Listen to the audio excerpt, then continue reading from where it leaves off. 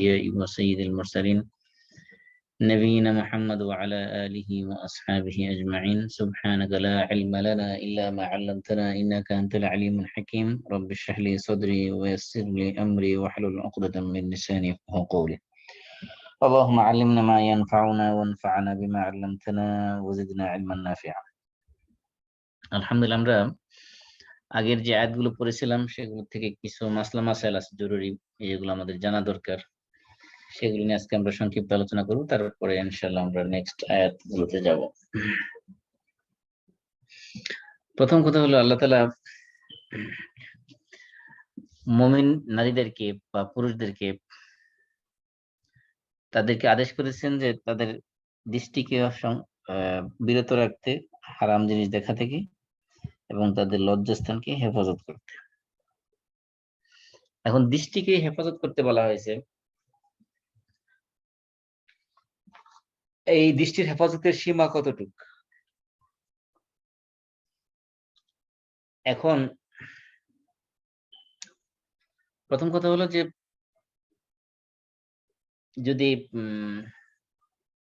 সব ধরনের জিনিস থেকে দৃষ্টিকে অবনত রাখতে বলা হয়নি, কারণ এখানে আমরা যদি দেখি কুল্লিল মুমিনিনা ইয়াগুদ্দু মিন আবসারিহিম, আবসার মানে দৃষ্টিশক্তির আগে মিন শব্দ ব্যবহার করা হয়েছে, কিন্তু ফুরুজ মানে লজ্জাস্থানের আগে মিন শব্দ ব্যবহার করা হয়নি। এখানে মিন দ্বারা বোঝানো হয়েছে যে দৃষ্টিশক্তির ক্ষেত্রে লজ্জাস্থান হেফাজত করার ক্ষেত্রে যতটা কঠোরতা অবলম্বন করা হয়েছে ততটা কঠোরতা দৃষ্টিশক্তির ব্যাপারে অবলম্বন করা হয় নাই। দৃষ্টিশক্তির ব্যাপারে দৃষ্টিশক্তিকে কন্ট্রোল করার ব্যাপারে একটু শিথিলতা দেওয়া হয়েছে। শিথিলতাটা কি? সেটা হলো বেগানা নারীদের প্রতি দৃষ্টি দিতে পুরুষদেরকে নিষেধ করা হয়েছে, এবং নারীদেরকে তার মাহারেম ছাড়া, স্বামী ছাড়া, মাহারেম ছাড়া অন্য পুরুষদের দিকে দৃষ্টি থেকে নিষেধ করা হয়েছে। আর এমনকি বেগানা নারী পুরুষ যারা, তাদের দিকে দৃষ্টি দেওয়ার যদি হঠাৎ করে তার নজরা ফুজা বলা হয় আর কি, মানে সাডেন যদি আপনার দৃষ্টি পড়ে যায়, সেটাও মাফ করে দেওয়া হয়েছে। অর্থাৎ আনইনটেনশনাল কোনো দৃষ্টি যদি পড়ে যায় কারো দিকে, কোনো নারীর দিকে, সেটাও মাফ করে দেওয়া হয়েছে। তাহলে বোঝা গেল শুধু মুআখাযা হবে, অর্থাৎ আল্লাহ তাআলা গুনাহ দিবেন সেই দৃষ্টির কারণে যে দৃষ্টিটা ইন্টেনশনালি করা হয়েছে। কোনো বেগানা নারীর দিকে বা কোনো বেগানা পুরুষের দিকে যদি কোনো নারী দৃষ্টি দেয়, বা কোনো পুরুষ যদি কোনো বেগানা নারীর দিকে ইন্টেনশনালি দৃষ্টি দেয়, সেটাই শুধুমাত্র গুনার মধ্যে পড়বে। আল্লাহ রাসূল সাল্লাল্লাহু আলাইহি ওয়াসাল্লাম আলী রাদিয়াল্লাহু তাআলা আনহুকে বললেন, ইয়া আলী লা তাত্তাবি'ন নাযরাতা নাযরা ফাইন্নামা লাকাল উলা ওয়া লাইসাত লাকাল সানিয়া। আল্লাহ রাসূল আলী রাদিয়াল্লাহু তাআলা আনহুকে বলেছেন, হে আলী, তুমি এক দৃষ্টি দেওয়ার পরে দ্বিতীয়বার আরেকবার দৃষ্টি দিবে না। একবার চক্ষু পড়ার পরে দ্বিতীয়বার আবার চক্ষু ফেলবে না, দৃষ্টি ফেলবে না। কারণ কি? কারণ তোমার জন্য প্রথমটা তোমার জন্য বৈধ ছিল, দ্বিতীয়টা তোমার জন্য কি নয়, বৈধ নয়। অর্থাৎ আমরা যদি রাস্তায় চলতে ফিরতে হঠাৎ করে চোখের সামনে যদি কোনো বেগানা নারী চোখের সামনে পড়ে যায়, দৃষ্টিতে পড়ে যায়, সেই ক্ষেত্রে প্রথমবার যেটা পড়ে গেছে সেটা আল্লাহ তাআলা মাফ করে দিবেন, যেহেতু আমার ইন্টেনশন ছিল না তার দিকে তাকানোর। এই আনইনটেনশনাল যে দৃষ্টিটা, সেটা আল্লাহ মাফ করবেন। দ্বিতীয়বার যদি ইন্টেনশনালি আবার তার দিকে তাকাই, সেই দ্বিতীয়টা আল্লাহ মাফ করবেন না। জারির ইবনে আব্দুল্লাহ আল বাজালি রাদিয়াল্লাহু তাআলা আনহু থেকে বর্ণিত হাদিসে আসছে যে তিনি বলছেন, সাআলতু রাসূলুল্লাহ সাল্লাল্লাহু আলাইহি ওয়াসাল্লাম, আমি আল্লাহ রাসূলকে প্রশ্ন করলাম, আন নাজরাতিল ফুজাআ, আমি হঠাৎ দৃষ্টি পড়ে গেলে সেটার বিধান কি হবে, এই ব্যাপারে আল্লাহ রাসূলকে আমি প্রশ্ন করলাম। তখন রাসূল সাল্লাল্লাহু আলাইহি ওয়াসাল্লাম বললেন, ইসরিফ বাসারাক, তোমার দৃষ্টিকে ফিরিয়ে নিয়ে আস। অর্থাৎ হঠাৎ করে দৃষ্টি পড়ে গেলে তাৎক্ষণিকভাবে কি করো, দৃষ্টি ফিরিয়ে ফেলো, দৃষ্টি তোমার দিকে ফিরিয়ে নিয়ে আসো। অনেক সময় মনে করি যে আমরা অনেকে বলতে পারে যে একবার তাকানো যেহেতু জায়েজ করা হয়েছে, মন ইচ্ছা মতো একবারই দেখালে দ্বিতীয়বার আর তাকাবো না, এরকম না। বিষয়টা হলো যে তাৎক্ষণিকভাবে দৃষ্টি পড়ে গেলে আল্লাহ রাসূল বলছেন, জারির ইবনে আব্দুল্লাহকে বলছেন, তোমার চক্ষুকে কি করো, সাথে সাথে ফিরিয়ে নিয়ে আসো, ওদিক থেকে দৃষ্টিকে ফিরিয়ে নিয়ে আসো। এক্ষেত্রে বোঝা গেছে যে প্রথম দৃষ্টি যদি পড়ে যায় আনইনটেনশনালি, সেটা আল্লাহ মাফ করে দিবেন। দ্বিতীয়বার যদি কি ইন্টেনশনালি তাকায়, তাহলে সেটা তাকে আল্লাহ তাআলা মাফ করবেন না। কারণ আল্লাহ রাসূল সাল্লাল্লাহু আলাইহি ওয়াসাল্লাম চোখের জিনা হিসেবে আখ্যায়িত করেছেন, চোখ দিয়ে হারাম জিনিস দেখাকে চোখের জিনা বলেছেন। বুখারী এবং মুসলিমের মধ্যে হাদিসের মধ্যে আসছে, আল্লাহ রাসূল বলেছেন, কুতিবা আলা ইবনে আদম হাজ্জুহু মিনাজ জিনা। আদম সন্তানের জিনা তার জন্য লিখে দেওয়া হয়েছে।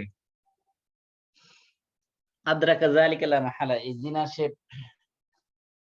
পাবে, জিনা সে এগুলো করবে, সেগুলো এই ব্যাপারে কোনো সন্দেহ নেই। ফাজিনাল আইনি আন-নাজ, কারণ চোখের জিনা হলো দেখা। ও জিনাল লিসানি আন-নুতক, জিহ্বার বা মুখের জিনা হলো মুখ দিয়ে কথা বলা, অশ্লীল কথাবার্তা। ওয়া জিনাল উযুনাইনি আল ইস্তিমা, আর কানের জিনা হলো কান দিয়ে কোনো অশ্লীল কথা শোনা।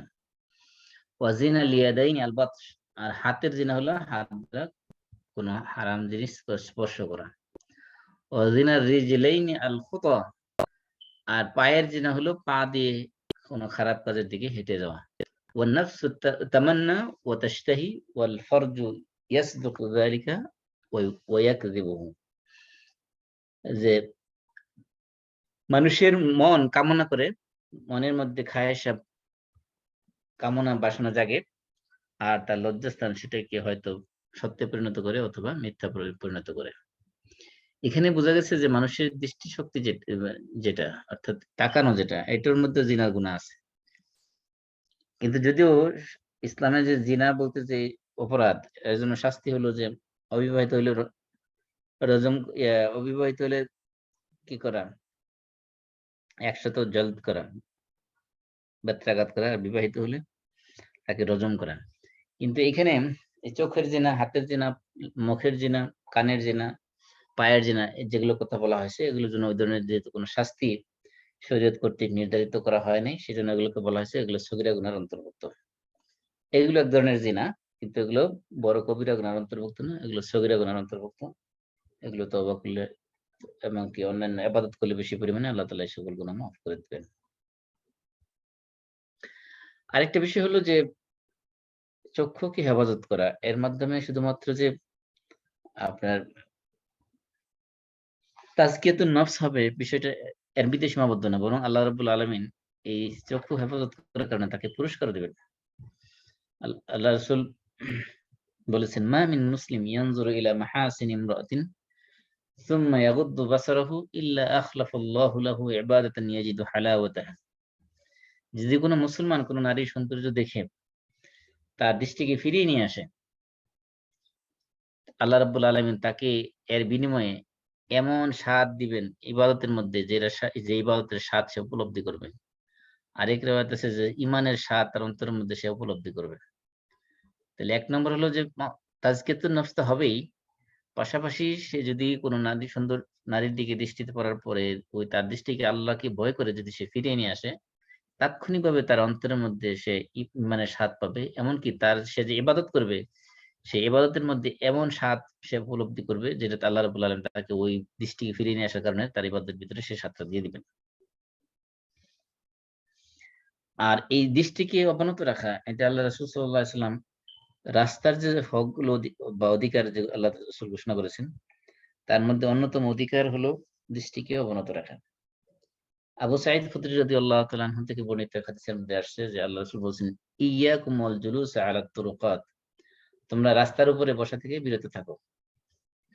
তখন সাহাবায়ে কেরাম বললেন, ইয়া রাসূলুল্লাহ, মা লানা মিন মাজালিসিনা বুদ, আমাদের তো রাস্তার মধ্যে বসা ছাড়া কোনো উপায় নেই, কারণ অনেক কাজে আমাদেরকে রাস্তার মধ্যে বসতে হয়। নাতাহাদ্দাসু ফিহা, রাস্তার মধ্যে বসে আমরা গল্পগুজব করি, অনেক কাজে অনেক সময় রাস্তার মধ্যে বসতে হয়। তাহলে আমরা রাস্তায় বসা ছাড়া তো কোনো উপায় নেই, তখন কি করব? তখন আল্লাহ রাসূল বলছেন, যদি তোমরা একান্ত রাস্তায় বসতেই চাও, তখন তোমরা রাস্তার হকগুলো আদায় করো। তো রাস্তার হকগুলো কি? আল্লাহ রাসূল বলছেন, ১ নাম্বার হক হলো গাদ্দুল বাসর, দৃষ্টিকে বিরত রাখা, খারাপ জিনিস দেখা থেকে চক্ষুকে বিরত রাখা। ওয়াকাফুল আযা, মানুষকে কষ্ট দেওয়া থেকে বিরত থাকা। ওয়ারাদ্দুস সালাম, মানুষকে সালামের জবাব দেওয়া, কেউ সালাম দিলে সালামের উত্তর দেওয়া।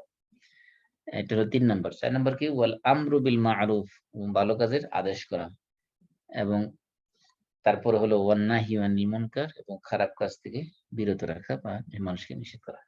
এগুলো হলো রাস্তার অধিকার। রাস্তার অধিকারের ভিতরে একটা অধিকার হলো যে খারাপ গদ্দুল বাসার, মানুষের দৃষ্টিকে কি করা, বিরত রাখা হারাম জিনিস দেখা থেকে, রাস্তা থেকে কষ্টদায়ক বস্তু সরিয়ে ফেলা, মানুষের সালামের জবাব দেওয়া, ভালো কাজে আদেশ করা, খারাপ কাজে নিষেধ করা, এগুলো হলো রাস্তার অধিকারের অন্তর্ভুক্ত।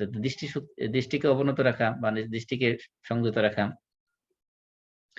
এর মাধ্যমে তাজকিয়াতুন নফস হবে, এর মাধ্যমে আল্লাহ তাআলা ঈমানের স্বাদ দিবেন, ইবাদতের মধ্যে মজা দিবেন, এবং এর মাধ্যমে রাস্তার হক আদায় করা হবে। দ্বিতীয় বিধান হলো যে আল্লাহ তাআলা বলছেন যে লজ্জাস্থানে দৃষ্টিকে হেফাজত করবে। দ্বিতীয় তারা কি করবে, ওয়াহফাজু ফুরুজাহুম, তাদের লজ্জাস্থানকে তারা হেফাজত করবে। এখন লজ্জাস্থান যেহেতু হেফাজত করবে, তাহলে আমাদের বুঝতে হবে যে মানুষ পুরুষের এবং নারীদের আওরাতের সীমা কতটুকু।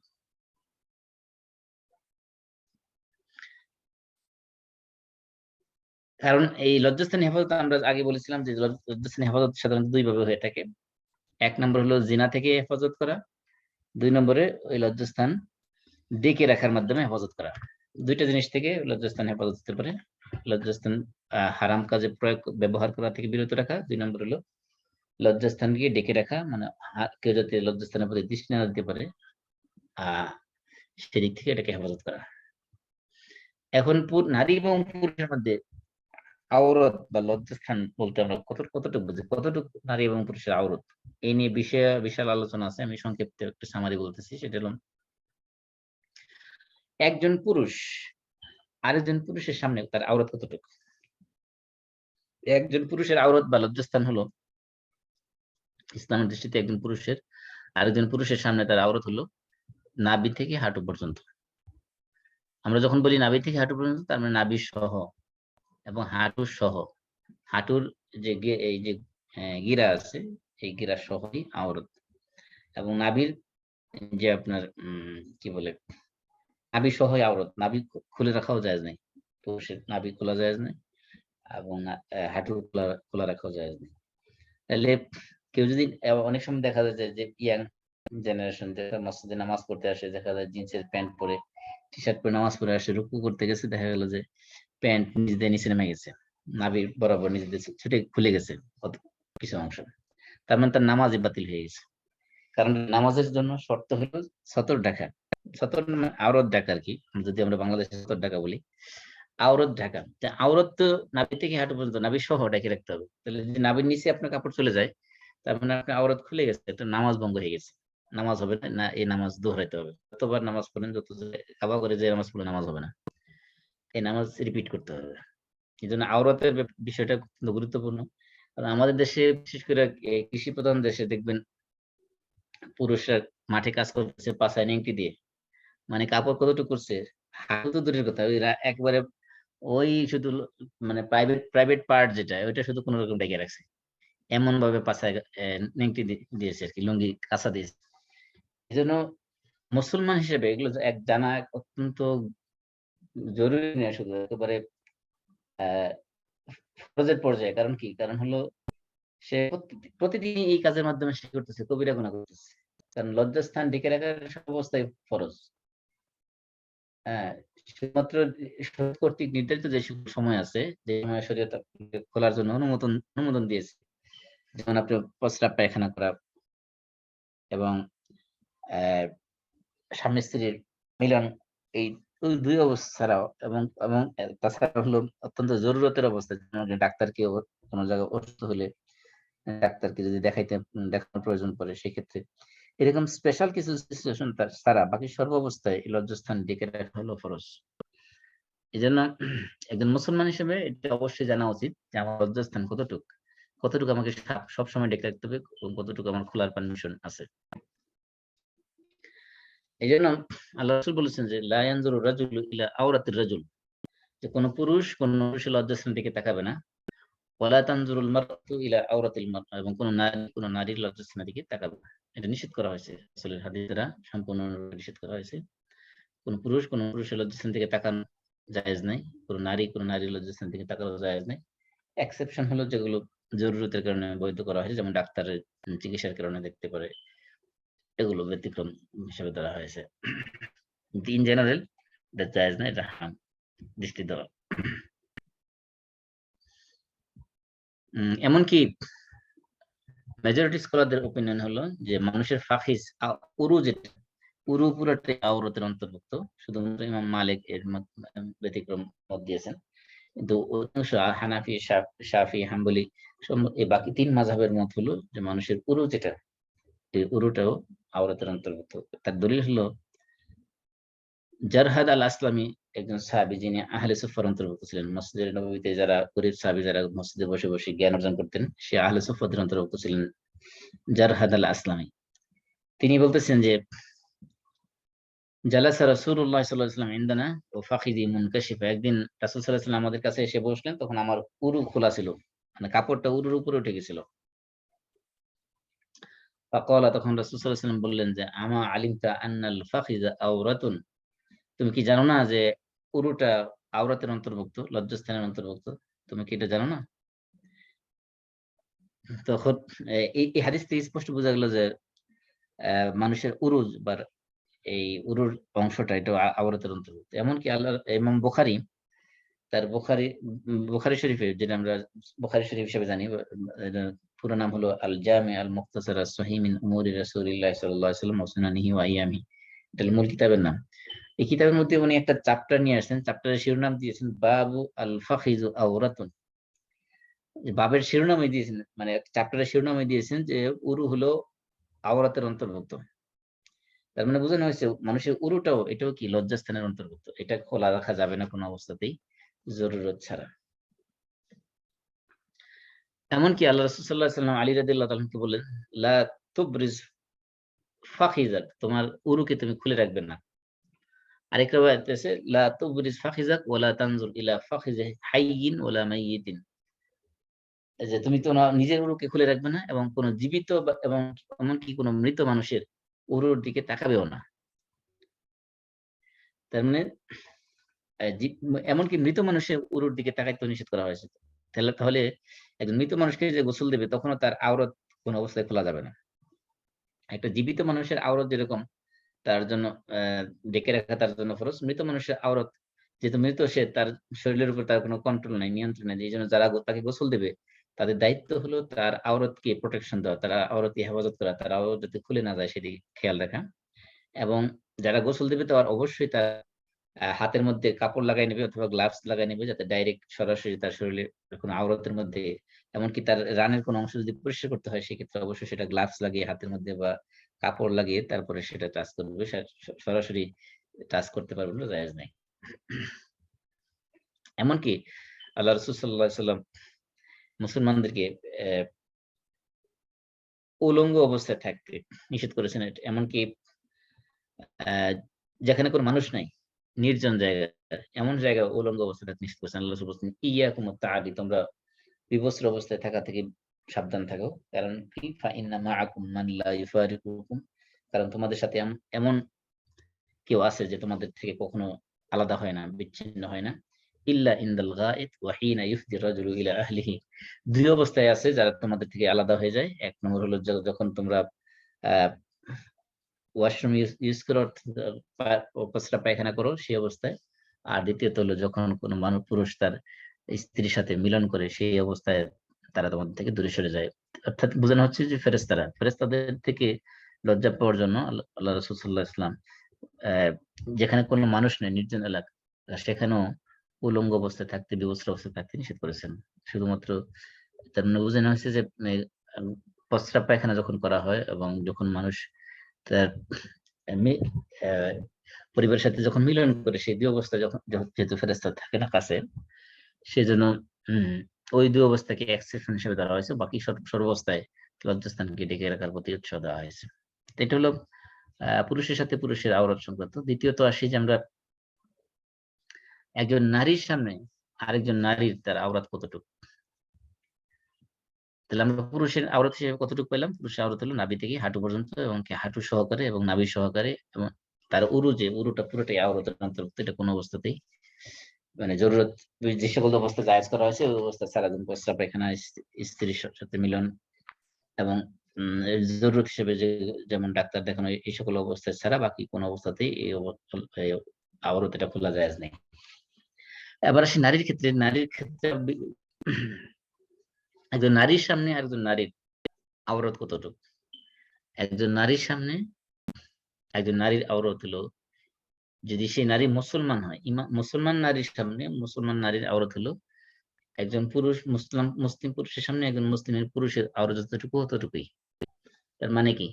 তার মানে হলো একজন পুরুষের আওরাত একজন পুরুষের সামনে হলো নাভি থেকে হাঁটু পর্যন্ত। ঠিক তেমনিভাবে একজন মুসলমান নারীর সামনে একজন মুসলমান নারীর আওরাত হলো তার নাভি থেকে হাঁটু পর্যন্ত, এতটুকু হলো আওরাত। আবার বুঝে এখানে ভুল বোঝার সুযোগ আছে। অনেকে মনে করতে পারে এর মানে কি, তার মানে কি সে ওই শরীরের উপর অংশ খোলা রাখবে? না, আওরাত মানে হলো যে এই অংশ সে তাকে অবশ্যই ঢেকে রাখতেই হবে, কোনো অবস্থাতেই খোলা যাবে না, জায়েজ নাই, হারাম। এর বাকি যে অংশ আছে শরীরের, এটা তার যদি প্রয়োজন মনে করে যে প্রকাশ করতে চায়, তো প্রকাশ করতে পারবে জরুরতের কারণে, প্রয়োজনের কারণে, তাহলে এটা জায়েজ আছে। তার মানে এটা না এই এদের এই বোঝানো হয়নি যে তার পুরো শরীর অন্য মহিলা দুই মহিলা এক রুমে থাকলে তার শুধুমাত্র নাভি থেকে হাঁটু পর্যন্ত পরে থাকবে, বাকি শরীর খোলা থাকবে, বিষয়টা এমন না। এটা হলো যে হারামের সীমা দেওয়া হয়েছে যে এর বাইরে খুলে রাখা হারাম, এতটুকু পর্যন্ত তাকে রাখতেই হবে। কিন্তু যদি কাফের এবং জিম্মি হয়, নারী যদি কাফের হয় বা কোন অমুসলিম নারীর সামনে যদি হয়, সেই ক্ষেত্রে তাকে পুরো শরীরে পর্দা করতে হবে। যে একজন আজনবী পুরুষের সামনে যতটুকু পর্দা করে ততটুকু পর্দাই তাকে করতে হবে। বেগানা পুরুষের সামনে যতটুকু পর্দা করে ততটুকু পর্দা হিসেবে করতে হবে একজন কাফের মহিলা বা জিম্মি মহিলা যদি হয় তার সামনে। কিন্তু একজন ইমানদার নারী, মুসলিম নারী আরেকজন মুসলিম নারীর সামনে তার পর্দা হলো একজন ইমানদার পুরুষের সামনে আরেকজন পুরুষের পর্দা যতটুকু, মানে আওরাত যতটুকু ততটুকু, অর্থাৎ নাভি থেকে হাঁটু পর্যন্ত। এবার আসি আমরা যে একজন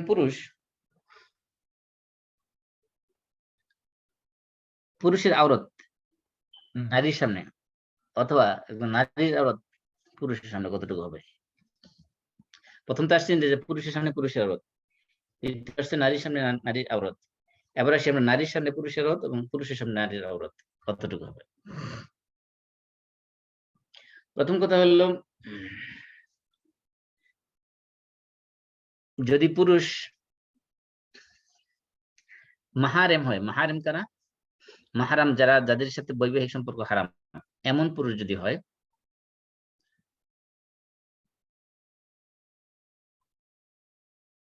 শুধুমাত্র স্বামী ছাড়া, অর্থাৎ স্বামীর ক্ষেত্রে সামনে ইসলামের বিধান দেওয়া হয়েছে যে ফালাইসা হুনাকা আওরাতুন মুতলাকান, অর্থাৎ স্বামীর সামনে কোনো নারীর কোনো আওরত নেই, নাভি থেকে হাঁটু পর্যন্ত নেই, কোনো ধরনের আওরত স্বামীর সামনে পুরুষের স্ত্রীর জন্য দেওয়া হয়নি। হম কিন্তু যদি মাহারেম হয়, মাহারেম পুরুষদের ক্ষেত্রে আওরাত কতটুকু? মাহারেম পুরুষদের ক্ষেত্রে আওরাত হলো ওই নাভি থেকে হাঁটু পর্যন্ত, আগের মতো যেটা আমরা আগে আলোচনা করেছি। তাহলে এটা হলো পুরুষের ক্ষেত্রে। নারীর ক্ষেত্রে কতটুকু হবে? নারীর ক্ষেত্রে যদি মাহারেম যদি হয় তাদের ক্ষেত্রে কতটুকু, আর মাহারেম ছাড়া হলে তাদের ক্ষেত্রে কতটুকু? নারীদের আওরাত নিয়ে দুইটা মত আছে, একটা হলো শাফি এবং হাম্বলি মাযহাবের মত, আরেকটা হলো হানাফি মাযহাব এবং মালিকি মাযহাবের মত। এখন আমরা যদি শাফি মাযহাব এবং হাম্বলি মাযহাবের মতটাকে ধরি, তাদের দৃষ্টিতে নারীর পুরা দেহটাই আওরাত, তার পুরা দেহ কি লজ্জাস্থান হিসেবে সাব্যস্ত করা হয়েছে, এটা দেখে রাখতে হবে। আর ইমাম আবু হানিফা এবং ইমাম মালিক, ওনাদের বক্তব্য হলো না, নারী পুরা দেহ আওরাত নয়, তার আওরাতের বাইরে হলো তার চেহারা এবং হাতের কবজি, এই দুইটা অংশ আওরাতের বাইরে, এই দুইটা অংশ সে খোলা রাখতে পারবে। তাহলে আমরা দুইটা মত পেলাম। আমরা তো যেহেতু হানাফি মাযহাব অনুসারী, হানাফি মাযহাবের স্কলারদের মতে, মালিকি মাযহাবের স্কলারদের মতে শুধুমাত্র হাতের চেহারা এবং হাতের কবজি, হাতের কবজি পর্যন্ত, এই দুইটা অংশ ছাড়া বাকি সমস্ত দেহ তার আওরাত, ঢেকে রাখতে হবে। আর শাফি এবং হাম্বলীদের মধ্যে তার পুরা দেহই আওরাত। এমনকি ইমাম আহমদ আরো কঠিন কথা বলেছেন। ইমাম আহমদ বলেছেন কুল্লু শাইইন মিনাল মারআতি আওরাতুন হাত্তা যাফর, নারীর পুরা শরীরই তার আওরাত, এমনকি তার নখ পর্যন্ত। কারণ তার হাতের নখ ও পুরুষকে আকৃষ্ট করে।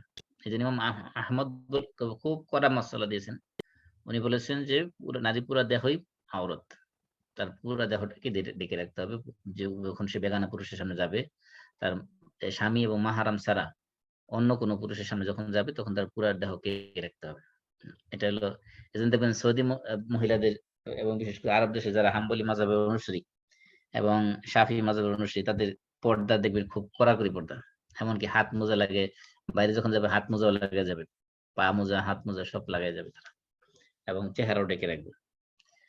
আর হানাফি মাযহাব একটু শিথিল করেছে। হানাফি মাযহাব বলছে যে হাতের কবজি পর্যন্ত এবং চেহারা মুখমণ্ডল এই দুই অংশ খোলা রাখা জায়েজ আছে হানাফি মাযহাব অনুযায়ী। তাদের দলিল কি? তারা যদি বলছে দুটো অংশ খোলা জায়েজ আছে, তাদের দলিল কিসের ভিত্তিতে তারা বলেছেন? কারণ এই যে আয়াত আমরা একটু আগে পড়েছি, মানে গত ক্লাসে পড়েছি, ওয়ালা ইউদিনা জিনাতাহুন্না ইল্লা মা যাহারা মিনহা, তারা তাদের সৌন্দর্যকে প্রকাশ করবে না, তবে যা সাধারণত প্রকাশ পেয়ে থাকে তা ব্যতীত। এই যে ইল্লা মা যাহারা মিনহা, এটার ব্যাখ্যা অনেক ব্যাপক আলোচনা করা হয়েছে। সংক্ষেপে যেটা বলা হয়েছে যে তাবিদের মধ্যে থেকে প্রসিদ্ধ তাবি যারা সাঈদ ইবনে জুবাইর, দাহহাক, আতা, ওনারা বলেছেন যে মা যাহারা মিনহা বলতে বোঝানো হয়েছে তার মুখমণ্ডল এবং তার হাতের কবজি পর্যন্ত। তার মানে বোঝানো হয়েছে যে মুখমণ্ডল এবং হাতের কবজি পর্যন্ত এই দুইটা অংশ খোলা রাখা জায়েজ আছে, যেহেতু আল্লাহ তাআলা বলছেন ইল্লা মা যাহারা মিনহা। তাদের আল্লাহ বলছেন ওয়ালা ইউদিনা জিনাতাহুন্না ইল্লা মা যাহারা মিনহা, তারা তাদের নারীরা তাদের সৌন্দর্যকে প্রকাশ করবে না, তবে যা সাধারণত প্রকাশ পেয়ে থাকে তা ব্যতীত। এই সাধারণত প্রকাশ পেয়ে থাকে এই দুটো, ওইটা কি কি এই নিয়ে আহ প্রখ্যাত তাবেঈদের বক্তব্য হলো সাধারণত প্রকাশ পেয়ে থাকে মানুষের চেহারা এবং হাতের কবজি, এই দুইটা অংশকে ব্যাখ্যা করেছেন তারা। আরেকটা দলিল তারা দিয়েছেন আয়েশা রাদিয়াল্লাহু আনহার হাদিস। আয়েশা রাদিয়াল্লাহু আনহার বোন আসমা বিনতে আবু বকর, আসমা বিনতে আবি বকর উনি যখন রাসূলের ঘরে একদিন আসলেন, তখন তার গায়ে ছিল পাতলা কাপড়।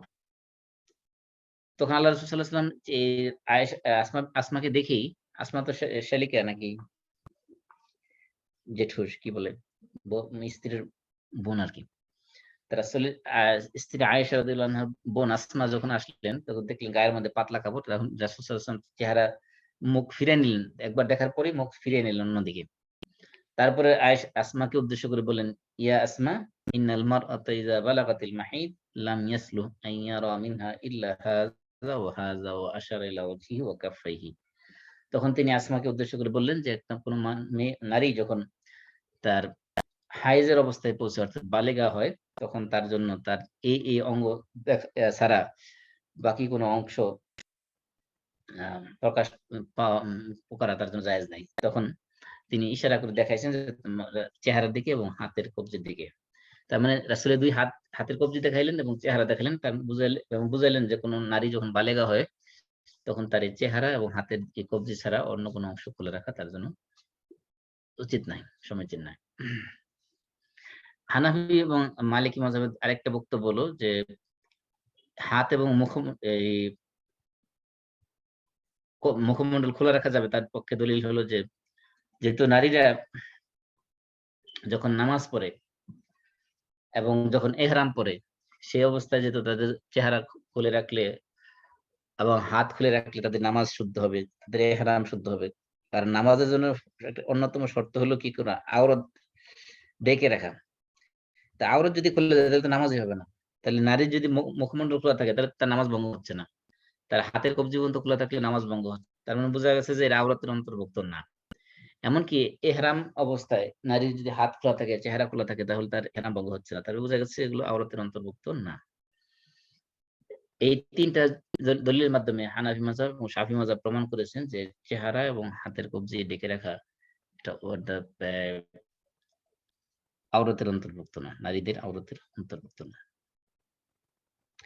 তো শাফি মাযহাব এবং হাম্বলি মাযহাব ওনারা যে বলেছেন যে না, নারীর পুরো দেহই আওরাত, এমনকি তার হাত এবং হাতের কবজি এবং চেহারা এগুলো ঢেকে রাখতে হবে, তাদের দলিল কি? তাদের দলিল হলো যে মানুষের সৌন্দর্য, আল্লাহ তাআলা বলছেন ওয়ালা ইবদিনা জিনাতাহুন্না, তাদের সৌন্দর্যকে প্রকাশ করবে না, নারীরা তাদের সৌন্দর্যকে প্রকাশ করবে না। আল্লাহ বলছেন যে সৌন্দর্য তো সাধারণত দুই ধরনের হয়ে থাকে, যদিও সৌন্দর্য ৪ প্রকার আসতেছে সামনে।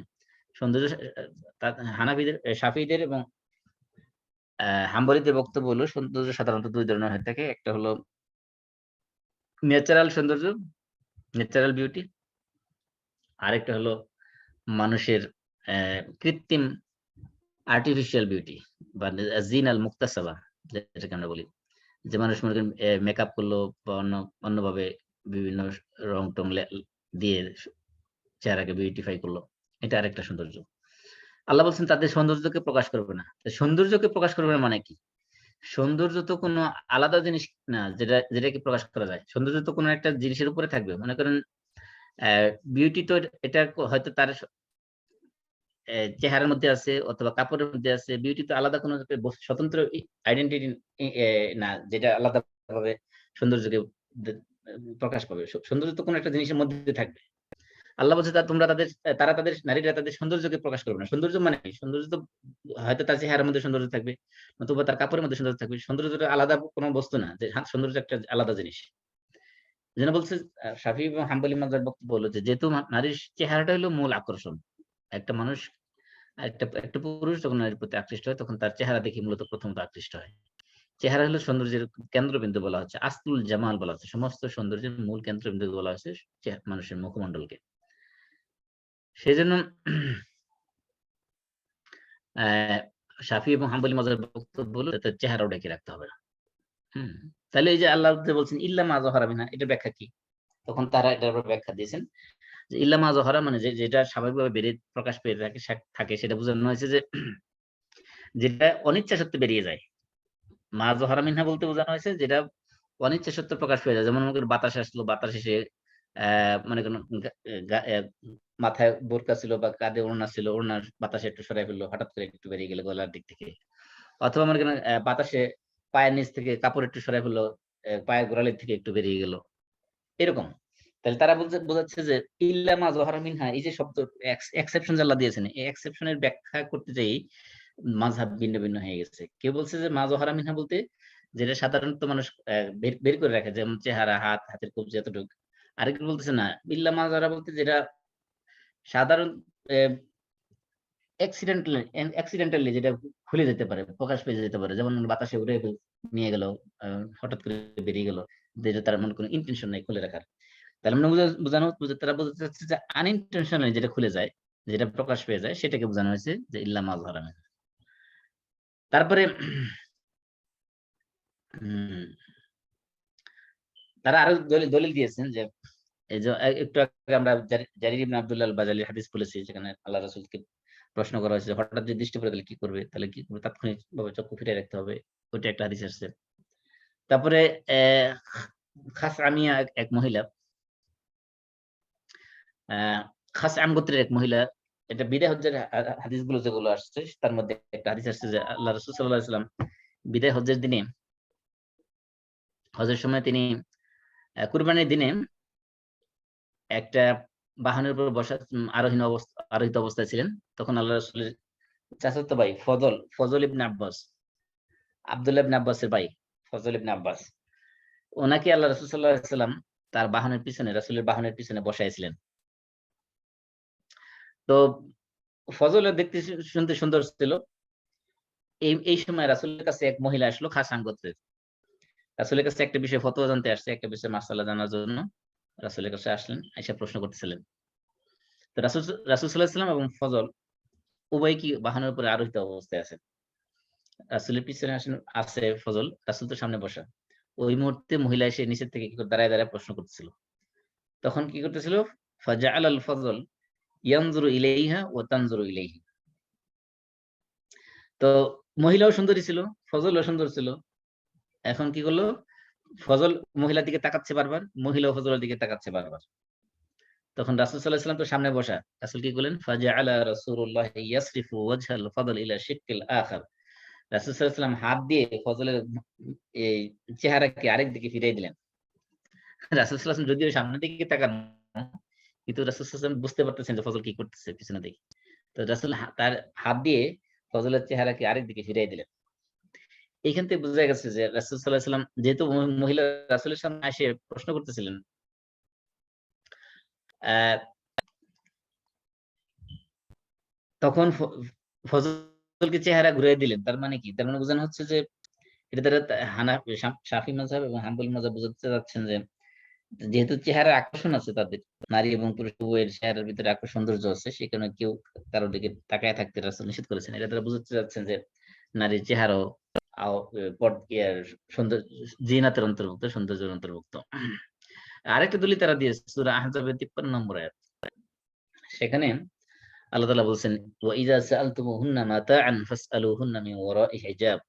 যখন তোমরা নারীদের কাছে কোনো কিছু চাও, তখন তাদেরকে পর্দা আড়ালে থেকে তাদের কাছে চাও। যদিও আয়াতটা নাজিল হয়েছে রাসূলের স্ত্রীদের ব্যাপারে, অর্থাৎ রাসূলের স্ত্রীদের কাছে কিছু চাইতে গেলে সরাসরি তাদের কাছে না চেয়ে পর্দা আড়াল থেকে তাদের কাছ থেকে নেওয়ার বিধান দেওয়া হয়েছে।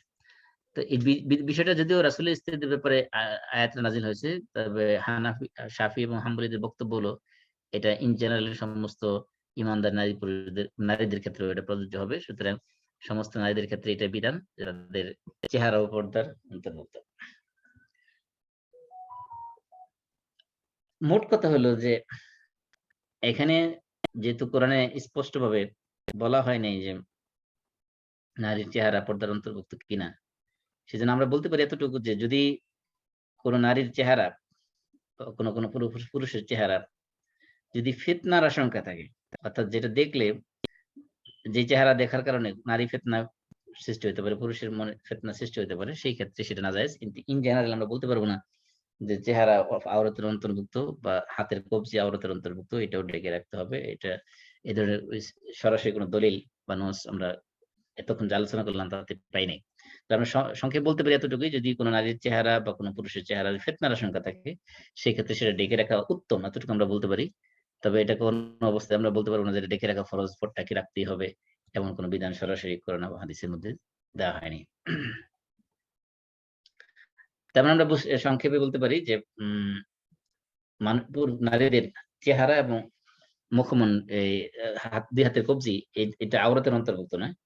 বাকি পুরা এই দুই অংশ ছাড়া বাকি পুরোটাই আওরাতের অন্তর্ভুক্ত, অর্থাৎ কোন মাহারেম ছাড়া, স্বামী ছাড়া এবং মাহারেম ছাড়া, মাহারাম পুরুষ ছাড়া অন্য কোনো পুরুষের সামনে যদি কোনো নারী যেতে চায়, তাহলে অবশ্যই তার এই চেহারা এবং হাতের কবজি ছাড়া বাকি সমস্ত অঙ্গ প্রত্যঙ্গ ডেকেই তাকে যেতে হবে, খোলার অবস্থায় যাওয়া যাবে না। এটাই ইসলামের বিধান। তারপরে আল্লাহ তাআলা বলছেন ওয়ালা ইবদিনা জিনাতাহুন্না। এই জিনাতের ব্যাখ্যায় আমরা বলছি জিনাত 4 ধরনের সৌন্দর্যের কথা বলা হয়েছে। একটা সৌন্দর্য হলো সৃষ্টিগত সৌন্দর্য, যেটা আল্লাহ তাআলা মানুষকে কারো চেহারা আকর্ষণ দিয়ে সৃষ্টি করেছেন, কারো হয়তো শারীরিক গঠন সুন্দর দিয়েছেন, কারো হয়তো চক্ষু ডাগর ডাগর দিয়েছেন, কারো হয়তো শরীরে ত্বকে লাবণ্যতা দিয়েছেন। এগুলো হলো এক ধরনের সৌন্দর্য।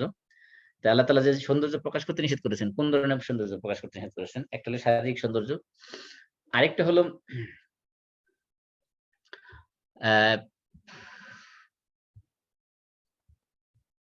জিনা মুক্তাসাবা। জিনা মুক্তাসাবা যেটা আমরা একটু আগে বলেছিলাম যে আর্টিফিশিয়াল সৌন্দর্য, যেটা আমরা সাধারণত নারীরা সৌন্দর্য করে থাকে, এটা তার মাহারাম পুরুষ ছাড়া এবং স্বামী ছাড়া অন্য কোনো পুরুষের সামনে এই ধরনের সৌন্দর্যকে প্রকাশ করা, বিউটিফিকেশন মানে মেকআপ করে অন্য কোনো বেকানা পুরুষের সামনে যাওয়া তার জন্য জায়েজ নেই, এটা হারাম। তার ন্যাচারাল বিউটি যেটা আল্লাহ তাআলা সৃষ্টি করেছেন, সেটাও কোনো মাহারেম ছাড়া, তার স্বামী ছাড়া অন্য কোনো পুরুষের সামনে প্রকাশ করা তার জন্য জায়েজ নেই। আরেকটা হলো যাহিরি বিউটি, মানে বাহ্যিক বিউটি। বাহ্যিক বিউটি হলো তার যে সুন্দর পোশাক, যে পোশাকের মাধ্যমে হতে পারে তার বালক সুরমা বা কাজল, হাতের আংটি বা খেজাব, মেহেদি, এই ধরনের জিনিস যেগুলো আছে, সেগুলোকে মাহরাম ছাড়া অন্য কারোর সামনে প্রকাশ করা যাবে না। আরেকটা হলো জিনা আল বাতিনা। জিনা আল বাতিনা মানে ইন্টারনাল সৌন্দর্য, যেটা বাহ্যিকভাবে প্রকাশ পায় না। এটা হতে পারে তার কণ্ঠের মাধ্যমে, হতে পারে তার, যেমন আমরা যে আয়াতের মধ্যে পড়েছিলাম যে তাদের পায়ের আওয়াজ দিয়ে ওয়ালা ইয়াদরিবনা বিআরজুলিহিন্না লিয়ু'লামা মা ইউখফিনা মিন জিনাতিহিন্না। আল্লাহ তাআলা বলছেন তারা তাদের পা দ্বারা কি করবে না, আঘাত করবে না, যাতে করে তাদের পায়ের আঘাতে তাদের যে সৌন্দর্য, তাদের লুকানো সৌন্দর্য যাতে প্রকাশ পেয়ে না যায়, সেই জন্য পা দ্বারা আঘাত করতে নিষেধ করা হয়েছে জোরে। তাহলে পায়ের মধ্যে যে খলখল থাকে বা পায়ের মধ্যে নুপুর থাকলে বা পায়ের মধ্যে গুগুর থাকলে, পায়ের মধ্যে কিছু থাকলে সেটা অথবা এমনকি হাই হিল জুতো পরে যদি আপনার পাকা রাস্তা হেঁটে যায়, সেই ক্ষেত্রে এক ধরনের রিদম, এক ধরনের আওয়াজ হতে পারে। এগুলো তাদেরকে গোপন সৌন্দর্য বলা হয়েছে, এগুলো প্রকাশ করতে নিষেধ করা হয়েছে। অর্থাৎ মোট কথা হলো যে মাহারাম পুরুষ ছাড়া এবং স্বামী ছাড়া বেগানা যত পুরুষ আছে ওদের সামনে যত ধরনের সৌন্দর্য আছে একজন নারীর, সব ধরনের সৌন্দর্যকে প্রকাশ করতে নিষেধ করা হয়েছে, হারাম করে দেওয়া হয়েছে। এরপরে আল্লাহ তাআলা আয়াতের মধ্যে যে সকল মাহারেম নাম ঘোষণা করেছেন যাদের সামনে সৌন্দর্য প্রকাশ করা যাবে, এদের নাম আল্লাহ তাআলা লিস্ট করে দিয়েছেন। প্রথমে বলেছেন বুউলা। বুউলা মানে আমরা বলেছি বুউলা মানে স্বামী। স্বামীর সামনে সৌন্দর্য প্রকাশ করা যাবে, এবং বরং শুধু প্রকাশ করা যাবে না, বরং স্বামীর জন্য সাজগোজ করা এটা ইসলামের শুধুমাত্র এনকারেজ করা হয় না, এটা সুন্নত। সাহাবীদের রাসূলের সুন্নত, সাহাবীদের সুন্নত, সাহাবীদের প্র্যাকটিস। এমনকি শুধু নারীরা সাজবে তা না, পুরুষও স্ত্রীর জন্য সাজবে, এটাও ইসলামের বিধান। পুরুষ তার স্ত্রীর জন্য সাজবে, সাহাবায়ে কেরাম সাজতেন তাদের স্ত্রীদের জন্য, স্ত্রীরা যেমন সাজতেন স্বামীর জন্য, স্বামীরাও স্ত্রীর জন্য সাজগোজ করতেন। এটা তাহলে প্রথম হলো যে স্ত্রী সৌন্দর্য প্রকাশ করতে পারবে তার স্বামীর সামনে। দ্বিতীয়ত হলো বলা হয়েছে আবা। আবা আমরা বলেছিলাম আবনের বহুবচন, আব মানে পিতা। পিতা বলতে শুধুমাত্র পিতার মধ্যে সীমাবদ্ধ না, এখন পিতার ভিতরে দাদাও অন্তর্ভুক্ত। আবার দাদা বলতে পিতা বলতে পিতামহ, এবং পিতামহ এটা দুই দিক থেকে হতে পারে, পিতার দিক থেকে হতে পারে, মায়ের দিক থেকে হতে পারে। তো মায়ের দিক থেকে হলে নানা, আর পিতার দিক থেকে হলে দাদা। তাহলে পিতা, দাদা, নানা এ সবার সামনে কি করতে পারবে? সৌন্দর্য প্রকাশ করতে পারবে, এরা সবাই মাহরাম। তারপরে হলো আবা ইবুলাতিহিন্না, বলা হয়েছে স্বামীর পিতা। স্বামীর পিতা মানে শ্বশুর, অর্থাৎ শ্বশুরের সামনে কি করতে পারবে? এই শ্বশুর মাহরামের অন্তর্ভুক্ত, শ্বশুরের সামনে স্বাভাবিক যে সৌন্দর্য সেগুলো প্রকাশ করতে পারবে। আও আবনা ইহিন্না, আও আবনা ওয়া আবনা আজওয়াজিহিন্না, তাদের নিজের সন্তান হলেও, অথবা স্বামীর সন্তান হলে, স্বামী যদি মনে করেন আগের কোনো বিয়ে করে থাকে, সেই সংসারে কোনো সন্তান থাকলে সেই সন্তানদের সামনে প্রকাশ করতে পারবে, এমনকি নিজের সন্তানদের সামনে প্রকাশ করতে পারবে। তারপরে ভাই, যে কোনো ধরনের ভাই, এটা আপন ভাই হোক, সহোদরা ভাই হোক, বৈমাত্রীয় ভাই হোক, বৈপিত্রীয় ভাই হোক, যেই ধরনের ভাই হোক না কেন, এই 3 শ্রেণীর ভাই সবার সামনে কি করতে পারবে? তাদের সৌন্দর্যকে প্রকাশ করতে পারবে, জায়েজ আছে। আও আবনাই ইল ইখওয়া ওয়াল আখাওয়াত, ভাতিজা, নিজের ভাইয়ের ছেলে অথবা নিজের বোনের ছেলে, ভাগিনা ভাতিজা, এরা সবাই মাহরামের অন্তর্ভুক্ত, এদের সবার সামনে কি করতে পারবে? সৌন্দর্য প্রকাশ করতে পারবে। এখন প্রশ্ন হলো, এই যে আল্লাহ তাআলা লিস্ট দিয়েছেন, এই লিস্টের মধ্যে কিন্তু চাচা, মামা কারো কথা কিন্তু উল্লেখ করেন নাই। তার কারণটা কি? আমরা তো জানি চাচাও মাহরাম, মামাও মাহরাম, তাদের সাথে বৈবাহিক বন্ধু জায়েজ নাই। তাহলে এদের কথা কেন উল্লেখ করলেন না? এদের কথা উল্লেখ না করার কারণ হলো, কারণ ইসলামের দৃষ্টিতে চাচা এবং মামা এরা পিতার সমপর্যায়ের। এজন্য যেহেতু আবা বলা হয়েছে, ওই আবার ভিতরে পিতা সমপর্যায়ভুক্ত যারা দাদা, সরি চাচা এবং মামা, এরাও এর ভিতরে কি হয়ে গেছে? অন্তর্ভুক্ত হয়ে গেছে।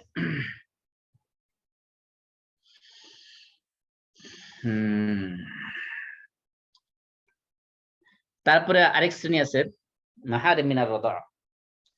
মাহারিম মিনার রাদা হলো দুধ পানের কারণে যারা মাহারাম সাব্যস্ত হবে। অর্থাৎ কেউ যদি কোন মহিলার দুধ পান করে থাকে, তাহলে ওই মহিলার সাথে তার মাহারাম সবগুলো, ওই মহিলার সাথে যত এই যে এই লিস্টের মধ্যে যারা আছে সবাই তার মাহারাম সাব্যস্ত হবে। ওই মহিলার দিক থেকে যত রিলেটিভ আছে এই লিস্টের মধ্যে সবাই তার মাহারাম হিসেবে সাব্যস্ত হবে। তাহলে এছাড়া আরেক শ্রেণীর কথা বলা হয়েছে এখানে, যাদের সামনে সৌন্দর্য প্রকাশ করা যাবে। এর মধ্যে একটা হলো মুসলিম নারী, মুসলমান নারী একজন আরেকজন মুসলমান নারীর সামনে তার সৌন্দর্য প্রকাশ করতে পারবে।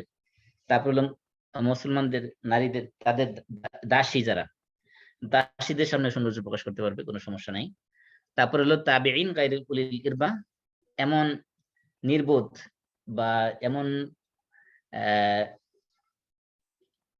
আকলের দিক থেকে শর্ট আর কি, বুদ্ধিশুদ্ধি কম, নারী সৌন্দর্য, নারী সম্পর্কে, দেহ সম্পর্কে তার কোনো নলেজ নেই, জৈবিক কোনো চাহিদা নেই, এমন একেবারে সহজ সরল নির্বোধ যে সকল পুরুষ আছে, এদেরকে ব্যাপারে বলা আছে এদের সামনে সৌন্দর্য প্রকাশ করতে কোনো সমস্যা নেই।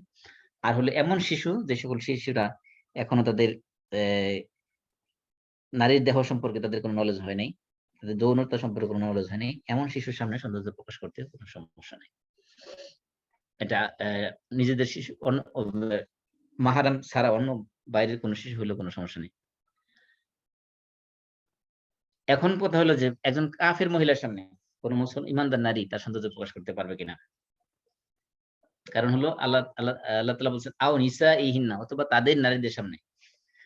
নারী বলতে কাদেরকে বোঝানো হয়েছে?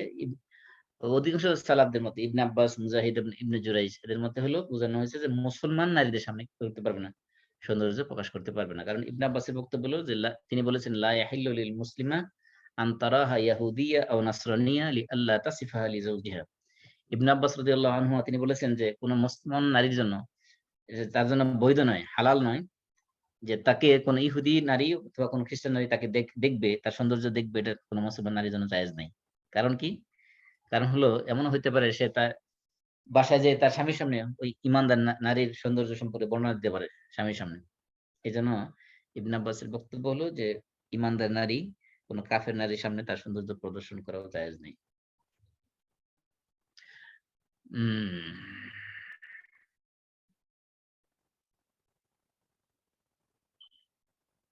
এখানে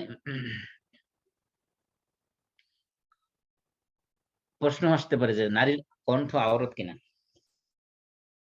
নারীর আল্লাহ তাআলা যে বলছেন ওয়ালা ইয়াদরিবনা বিআরজুলিহিন্না লিয়ুলামা মা ইউফিনা মিন জিনাতিহিন্না, যে তাদের পায়ের পা দ্বারা আঘাত করবে না, যাতে করে তাদের সৌন্দর্য লুকিয়ে রাখা সৌন্দর্য প্রকাশ পেয়ে না যায়।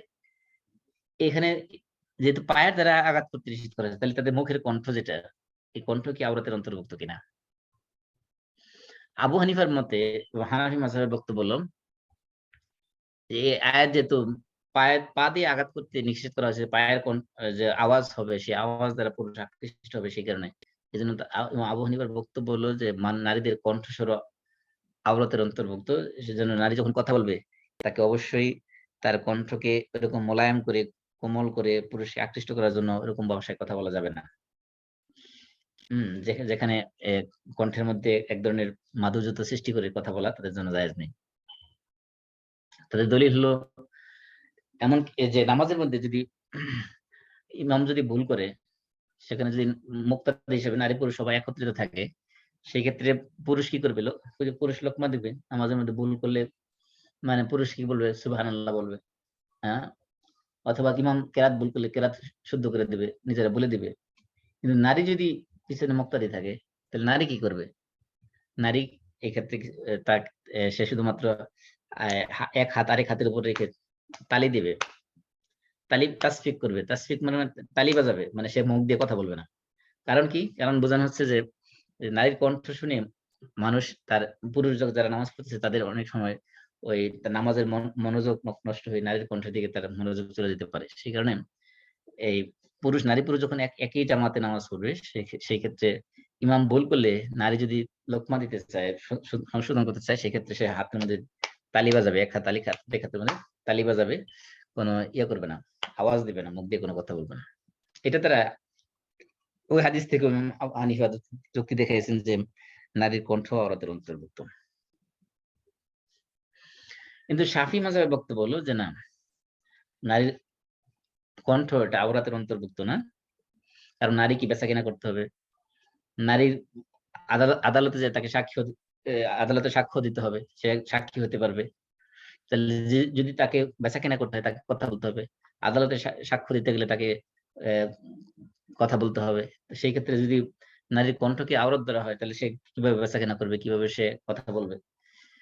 তা আবু হানাফি মাযহাবের বক্তব্য হলো না, সে কথা বলতে পারবে, সে সাক্ষ্য দিতে পারবে, কিন্তু সমস্যা হলো যে ওই ক্ষেত্রে যে সে কণ্ঠকে কোমল করে, মোলায়েম করে সে কথা বলবে না। যেমন আজকাল যে আপনার মার্কেটিং এর একটা কনসেপ্ট হলো যে সব ক্ষেত্রে নারীদেরকে ইউজ করা। এমনকি আপনার sales girl, sales girl, cashier হিসেবে মেয়েদেরকে নেওয়া হয়। আপনার সেলস গার্ল হিসেবে যারা প্রোডাক্ট প্রমোট করবে, বিক্রি করার জন্য মেয়েদেরকে নেওয়া হয়। এমনকি অ্যাডভার্টাইজমেন্টে মেয়েদের কণ্ঠ ইউজ করা হয়, মেয়েদেরকে ছবি ইউজ করা হয় সব জায়গায়। এমনকি একটা বিস্কিট কিভাবে চাবাই খাইতে হবে সেটাও মেয়েদেরকে দেখানো হয়, একটা গাড়ি কিভাবে চালাইতে হবে তার সামনে মেয়েদেরকে ডিসপ্লে দেওয়া হয়। সব জায়গায় শুধু নারীদেরকে নিয়ে একটা মানে একটা ব্যবসায়িক জগৎ খোলা হয়েছে একটা।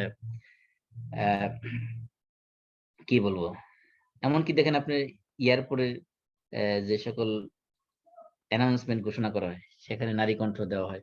এমনকি বিভিন্ন কোম্পানির যখন যেখানে অটো মেসেজ যেগুলো দেওয়া থাকে অধিকাংশ সেখানে নারীদের কণ্ঠ ব্যবহার করা হয়। এই জন্য নারীদের কণ্ঠের ভিতরে একটা আকর্ষণ আল্লাহ তাআলা সৃষ্টি করে রেখেছেন। সেজন্য নারী যদি সে ধরনের আকর্ষণীয় ভঙ্গিতে কথা না বলে, স্বাভাবিক ভঙ্গিতে কথা বলে, তাহলে সেটা আওরাতের অন্তর্ভুক্ত হবে না। কিন্তু সে যদি আর্টিফিশিয়াল ভঙ্গিতে অর্থাৎ কণ্ঠকে মোলায়েম করে পরপুরুষকে আকৃষ্ট করার জন্য ওরকম ভঙ্গিতে কথা বলে, তাহলে সেটা অবশ্যই ফিতনার কারণ হবে, সেটা অবশ্যই নাজায়েজ কাজ হবে। তাহলে আমরা এই আয়াতগুলো থেকে যে জিনিসগুলো জানতে পারলাম, যে এক নম্বর হলো যে মানুষের দৃষ্টি এটা হলো জিনার একটা বাহন। এই দৃষ্টির কারণে মানুষ জিনার দিকে ধাবিত হয়। এজন্য দৃষ্টিকে আল্লাহ তাআলা সংযত রাখতে বলেছেন। আর একটা হলো আমরা জানতে পারলাম যে দৃষ্টি শক্তিকে বিরত রাখা হারাম জিনিস থেকে এবং লজ্জাস্থানকে হেফাজত করা, এই দুটা হলো মানুষকে পবিত্র জীবনের দিকে ধাবিত করে, মানুষের আত্মশুদ্ধির জন্য একটা সহায়ক। 3 নম্বর আমরা জানতে পারলাম যে কোনো মুসলিম নারীর জন্য তার সৌন্দর্যকে তার স্বামী এবং মাহারাম আত্মীয় ছাড়া অন্য কারো সামনে, মাহারাম আত্মীয় এবং মুসলিম নারী এবং শিশু এদের সামনে ছাড়া অন্য কারো সামনে তাদের সৌন্দর্য প্রদর্শন করা জায়েজ নেই। এবং এই আয়াতগুলো থেকে জানতে পারলাম যে একজন মুসলিম নারী তার মাথা, তার কোন ঘাড়, তার বক্ষদেশ সবগুলোর মধ্যে তার খিমার যেটা অবশ্যই সে ঢেকে দিবে। আল্লাহ তাআলা আদেশ করেছেন ওয়ালিয়াদরিবনা বিখুমুরিহিন্না আলা জুয়ুবিহিন্না, এই আয়াত থেকে আমরা জানতে পারলাম। তারপরে শিশু, খাদেমা যারা এবং নাবালিগ শিশু যারা অল্প বয়স্ক, যাদের নারীদের দেহ সম্পর্কে যাদের কোনো নলেজ এখনো হয় নাই, মানে যৌন আকর্ষণ যাদের এখনো সৃষ্টি হয়নি, এমন সব শিশুরা বাসায় প্রবেশ করতে নারীদের কাছে দায়িত্বে কোনো সমস্যা নেই। তারপরে আমরা জানতে পারলাম একজন মুসলিম নারীর এমন কোনো কাজ করা জায়েজ নয় যার মাধ্যমে সে পুরুষদেরকে ফিতনায় ফেলতে পারে, পুরুষদেরকে যৌন আকর্ষণ সৃষ্টি করতে পারে, এমন কোনো কাজ কোনো মুসলিম নারীর জন্য করা জায়েজ নেই। তারপরে আয়াতগুলোতে আল্লাহ রাব্বুল আলামিন সমস্ত ঈমানদার নারী পুরুষদেরকে তওবা করার প্রতি আহ্বান জানিয়েছেন। ওয়াতুবু ইলাল্লাহি জামিআন আইয়ুহাল মুমিনুন, হে মুমিনরা তোমরা সবাই আল্লাহর দিকে তওবা করো, লাআল্লাকুম তুফলিহুন, তাহলে তোমরা সফলকাম হবে। তাহলে এই আয়াতগুলো থেকে আমরা যেগুলো পেলাম সেগুলো হলো সামাজিক আদাব ইজতিমাইয়া, এগুলো সোশ্যাল এটিকেট, ম্যানার আল্লাহ রাব্বুল আলামিন আমাদেরকে শিক্ষা দিয়েছেন। এটা পারিবারিক একটা সম্মানজনক পরিবার গঠন করার জন্য, একটা সম্মানজনক সমাজ, সোসাইটি, একটা পবিত্র সমাজ বিনির্মাণের জন্য এবং সমাজকে সমস্ত ধরনের অশ্লীলতা, বেহায়াপনা থেকে মুক্ত করার জন্য এই বিধানগুলো আল্লাহ রাব্বুল আলামিন আমাদের জন্য দিয়েছেন। আল্লাহ রাব্বুল আলামিন এগুলো আমাদের সমাজে, ব্যক্তি জীবনে, পারিবারিক জীবনে, সামাজিক জীবনে আমাদের সবাইকে বাস্তবায়ন করার তৌফিক দান করুন। জি, কারো কোনো প্রশ্ন থাকলে বলতে পারেন।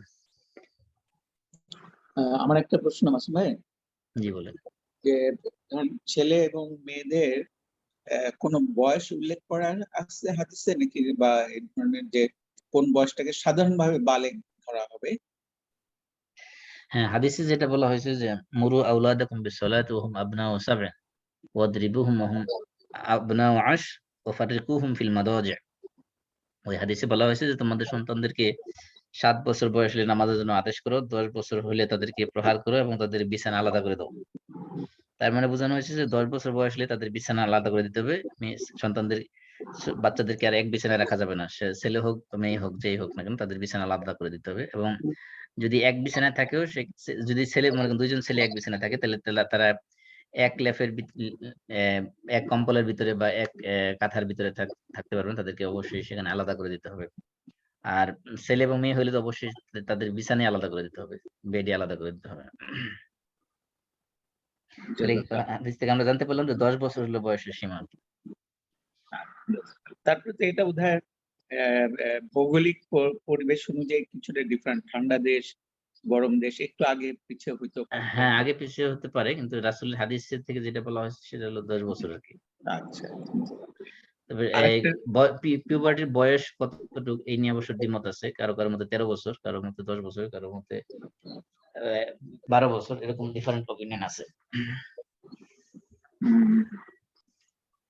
আরেকটা আমরা মানে জাস্ট একটু রিলেটেড, সেটা হলো অনেক সময় দেখলাম নামাজের সময় আপনি যেটা বললেন যে আওরাতটা ঢাকা দরকার, তারপরেও দরকার না, আমরা শুধু ফরজ এটা।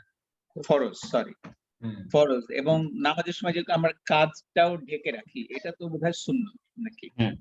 আপনার পুরুষে আওরাত হলে নাভি থেকে হাঁটু পর্যন্ত, নাভি থেকে হাঁটু পর্যন্ত ঢাকা অবস্থায় নামাজ পড়লে নামাজ শুদ্ধ হবে। আচ্ছা, কিন্তু আল্লাহ তাআলা বলছেন খুযু যিনাতাকুম ইনদা কুল্লি মাসজিদিন, যে তোমরা সমস্ত নামাজের সময় কি করো, তোমাদের সৌন্দর্য অবলম্বন করো। এইজন্য এটা সূরা সম্ভবত সূরা আরাফের আয়াত, ইয়া বানি আদম খুযু যিনাতাকুম ইনদা কুল্লি মাসজিদিন। প্রত্যেক নামাজের সময় আল্লাহ তাআলা সৌন্দর্য অবলম্বন করতে বলছেন। তাহলে সৌন্দর্য তো মানে তো নাভি থেকে হাঁটু পর্যন্ত ডেকে রাখলে তো এটা সৌন্দর্য হলো না। এজন্য আমি এক মসজিদে বলছিলাম যে কোন পুরুষ ইমাম যদি নাভি থেকে হাঁটু পর্যন্ত ডাইকা 3/4 হাফ প্যান্ট একটা পইরা গায়ে খোলা উদাম অবস্থায় এসে নামাজে দাঁড়ায় যায়, সব মুসল্লি দৌড়ে পালাবে। উনি তো ইমাম, তো ফরজ আদায় করছে, হ্যাঁ, তাই না? জি, ফরজ শুধু ফরজ আদায় করলে হবে না, সৌন্দর্যের ব্যাপার স্যাপার আছে। ফরজ হলো এটা চূড়ান্ত সীমা, এর নিচে আর যাওয়া যাবে না। আচ্ছা। ওকে। কিন্তু মানে কাজটা ঢাকাটা তাহলে সৌন্দর্যের ভিতরে। হ্যাঁ, হ্যাঁ, এটা সৌন্দর্যের ভিতরে। কিন্তু আবার অনেক জায়গায় দেখছি যেটা ধরেন হাফ শার্ট পরে নামাজ পড়লাম, বললো যে না তুমি কোনোই ঢাকো নাই কেন, এটাও কি সুন্নতের ভিতরে পড়ে না, নাকি? এগুলো এগুলো সব সৌন্দর্যের ভিতরে, নামাজ শুদ্ধ হয়ে যাবে, কিন্তু এগুলো সৌন্দর্যের পরিপন্থী কাজ। নামাজ পড়ার জন্য হাত দেখতে হবে এমন কোনো শর্ত নেই। কোনোই ঢাকা বা এটাও এটার ভিতরে পড়ে না? না, না, এগুলোর ভিতরে পড়ে। আহ, ঠিক আছে। জি, আর কোনো প্রশ্ন? আসসালামু আলাইকুম। ওয়ালাইকুম সালাম। আমরা যে সবাইকে সাধারণত দেখি, বিশেষ করে আমাদের ওইদিকে, যে নামাজ পড়ার সময় টুপি টুপি পরাটাকে খুব গুরুত্ব দেওয়া হয়। এ ব্যাপারে হাদিসের কি ব্যাখ্যা বা কি? মাথা ঢেকে রাখা হলো সুন্নত। আপনি মাথা ঢেকে রাখতে পারেন, টুপি দিয়ে রাখতে পারেন, পাগড়ি দিয়ে রাখতে পারেন, রুমাল দিয়ে রাখতে পারেন। টুপি মাথা পড়তে হবে এমন কোনো কথা না, না? টুপি পড়তে হবে স্কার্ফ এমন কোনো দিয়ে। কথা না, মাথা ঢেকে আচ্ছা। রাখাটা হলো সুন্নত। জি। আমার একটা প্রশ্ন ছিল, আমরা যখন 3/4 প্যান্ট পরি, মনে করেন তারপরে যদি আমরা টপ পরি, মানে পাঞ্জাবি পরি, অনেক সময় হয়তো আপনার প্যান্টটা নিচে নেমে যেতে পারে, তখন কি হবে? 3/4 প্যান্ট পরে টাওয়া করলে হ্যাঁ, যেতে পারে। মানে উপরে পাঞ্জাবি পরলেন আমরা, অনেক সময় তো নিচে নেমে গেল। হ্যাঁ, আরেকটা জিনিস মনে রাখবেন যে আপনি প্যান্ট দিয়ে সতর ডাকতে হবে এটা জরুরি না। আপনি যদি একটা জুব্বা পরেন মাথা থেকে গলা থেকে একদম পা পর্যন্ত, হ্যাঁ, হ্যাঁ, আপনার এক জুব্বাতেই সব আওরাত দেখে গেল, আপনার আলাদা কোনো নিচে কিছু করার দরকার নেই। জাযাকাল্লাহ খাইর। আপনার ওই নিচের অংশ দিয়ে আওরাত রাখতে হবে, উপরটা দিয়ে রাখতে হবে, বিষয়টা এমন না। আপনার শর্ত হলো আওরাত ঢাকা। আওরাত আপনি কাবার হইলেই হলো, যেটা দিয়ে ডাকেন আপনি। আমরা তো এখন সেলাই করে এত ভ্যারাইটিস কাপড় পরি। রাসূলের সময় কাপড় ছিল দুইটা, একটা পরতো নিচে লুঙ্গির মতো, আর একটা পরতো উপরে চাদরের মতো। এটা নারী পুরুষ সবার জন্য এই একই কাপড় ছিল, দুইটা কাপড় ছিল। একটা তারা নিচে পরতো চাদরের মতো, আরেকটা পরতো উপরে নিচে পরতো লুঙ্গির মতো করে সেলাইবিহীন, আবার আরেকটা পরতো চাদর উপরে গায়ে গায়ে দেওয়ার জন্য। এটাই ছিল তাদের পোশাক। জি, তাহলে আমরা শেষ করে দিচ্ছি। সবাই পড়ি কাফারাতুল মাজলিস। সুবহানাকাল্লাহুম্মা ওয়া বিহামদিক, আশহাদু আল্লা ইলাহা ইল্লা আনতা, আস্তাগফিরুকা ওয়া আতুবু ইলাইক। আসসালামু আলাইকুম ওয়া রাহমাতুল্লাহি ওয়া বারাকাতুহু। আসসালামু আলাইকুম।